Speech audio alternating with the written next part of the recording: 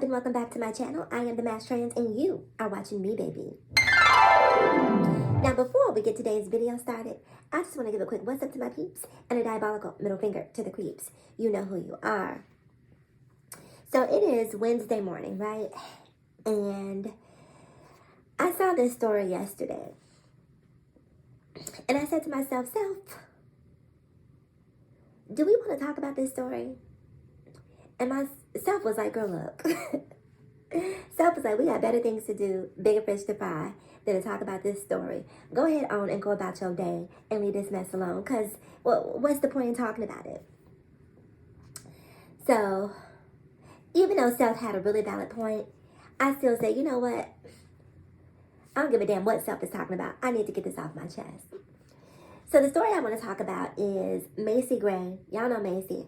I try to say goodbye and I help. I try to walk away and I stop. Now I try to hide it clear. My will comes when you are not near. Isn't it? Does Macy sound like the Black Carol chanting? I'm just saying. Anyway, so Macy Gray was on the Piers Morgan show, and I haven't seen the whole show, so let me say that too, because I probably need to do that, because people can take these sound bites completely out of context and create a narrative that is not intended by said person, right? So I haven't seen this interview in its entirety, because I'm not even sure why Macy Gray is being asked questions about trans issues. For me, that just seems completely foreign. Like, when did Macy Gray become an authority on all things trans? I'm just saying. So I'm not even quite sure how they wound up here during this interview with Piers Morgan, but this soundbite has been all over the internet. And so as a trans woman, I felt like, okay, let me talk about it. Let me give y'all my 2 cents. So during this interview with Piers Morgan, she talks about how she feels like having surgery does not make you trans. And I don't know if I'm just completely desensitized, or if I've reached a point in trans nirvana where I'm just like, or trans utopia, where I'm just not bothered by what people say. I'm really not bothered by people's opinions. Macy Gray saying having surgery doesn't make you a woman doesn't make me any less trans or any less of a trans woman than I was the day before.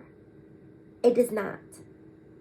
And so when she says that, I don't hold on to it. It goes right in this cat ear and right out the cat other. That's her opinion, right? And while I may disagree with that being her opinion, she has a right to believe what she believes. And I'm not in the business of trying to convince everyone that they need to believe what I believe. If you want to believe that, believe that.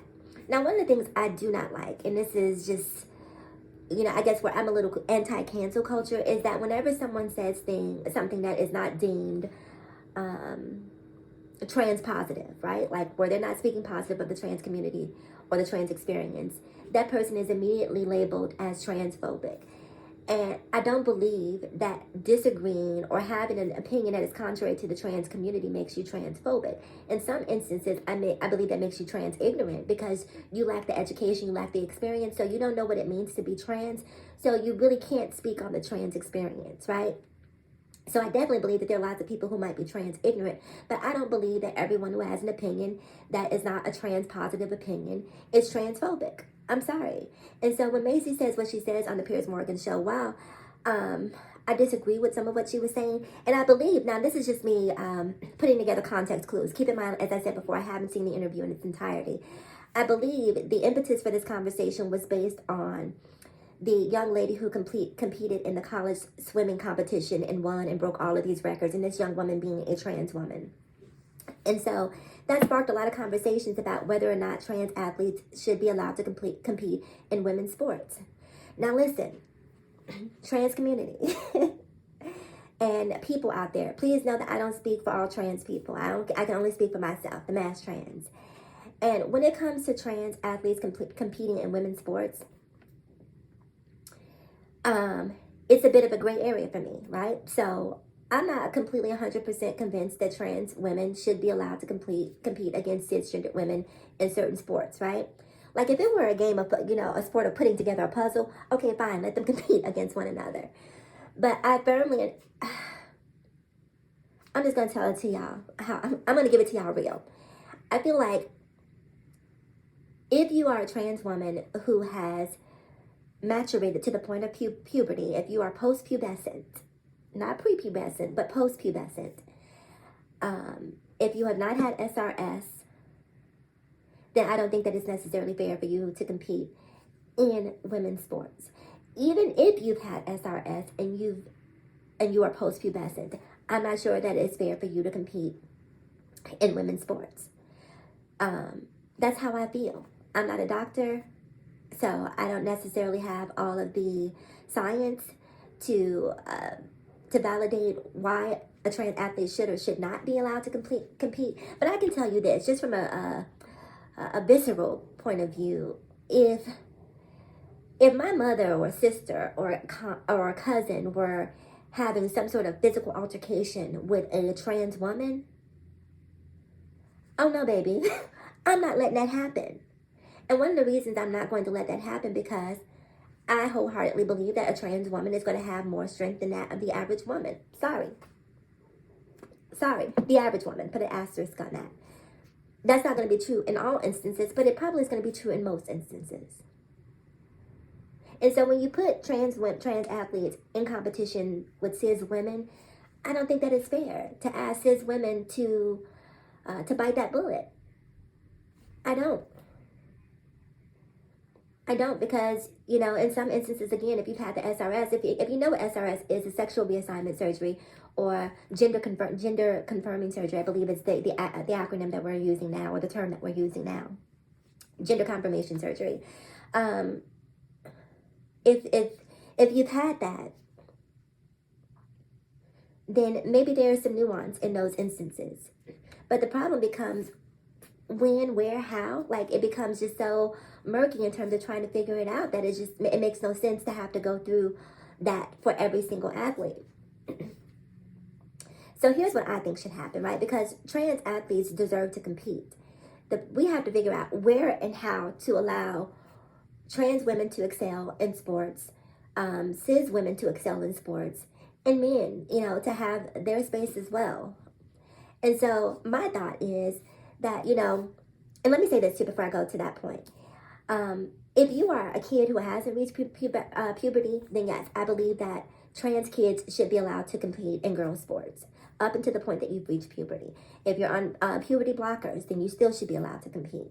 We have co-ed sports too, so there is some outlet for trans athlete in that instance, which leads me to my point that I was about to make about athletes who are competing at a college or an elite level or professional level.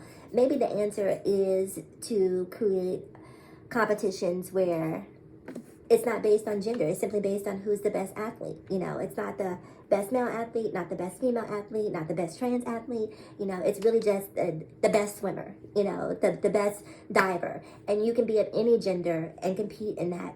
And so I think if we create options like that, then maybe this conversation will be more palatable for trans athletes, because again, you can't just simply say, you can't compete in men's sports, you can't compete in women's sports. Too bad, so sad. What is the remedy? What is the solution to allow trans athletes to have an outlet?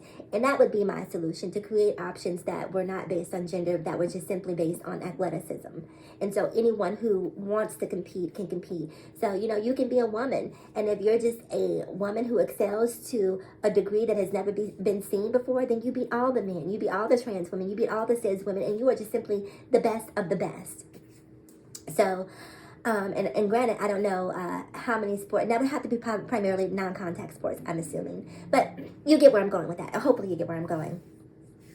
So anyway, when it comes to what Macy Gray is saying, when it comes to what J.K. Rowling has said, when it comes to Bette Midler and all of these people that the trans community is upset about, I'm just saying, listen, at some point we got to allow people to have their opinions. In addition to having their opinions, and I do want to say this.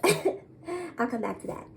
I'm not sure how or when a trans women became public enemy number one for some cis women. I said some, okay? I'm not sure when that happened. I'm not sure if this was sparked by J.K. Rowling or Dave Chappelle, or when this turf thing came into play. But I know I can speak for me as a trans woman. You have a hard time finding anyone more upset about Roe v. Wade being overturned than me. I am a huge champion for cis women, the rights of cis women.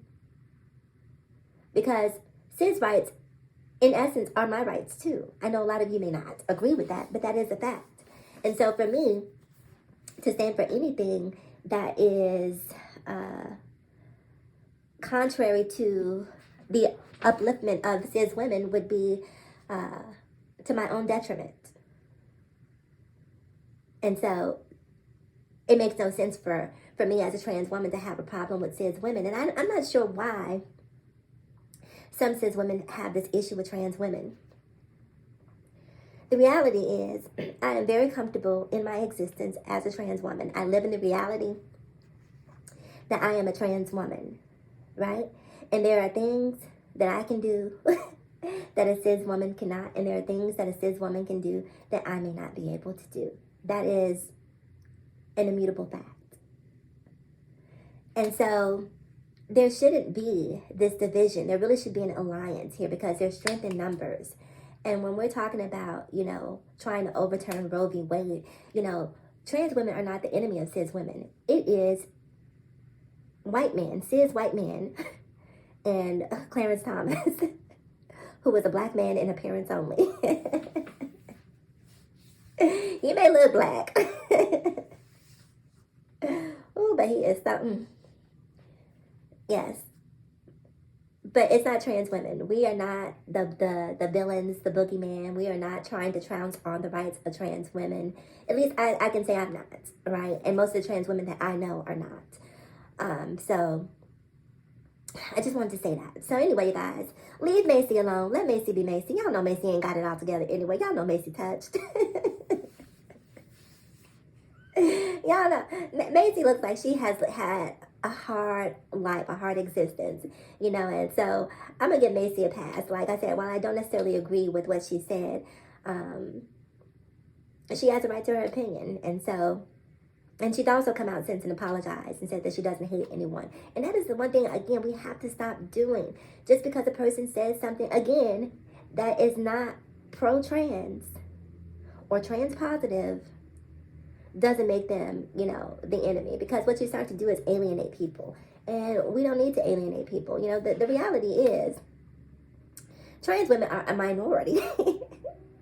A minority. And so alienating people is not going to be beneficial to our cause and our movement. What we need to do is we need to foster and engender these relationships with other minority groups to become stronger. We all have to support each other's causes, and that's the way we get through it. Anyway, you guys, that's pretty much all I have to say on this issue. I'm really curious to know what you think. So definitely comment below. Like, comment, subscribe, and share. And as always, in closing, ask yourself this one poignant question. Why be bitter when we can be better? So let's be better together. I'm the Mass Trans, and I'll talk to you guys again in my next video. Bye-bye.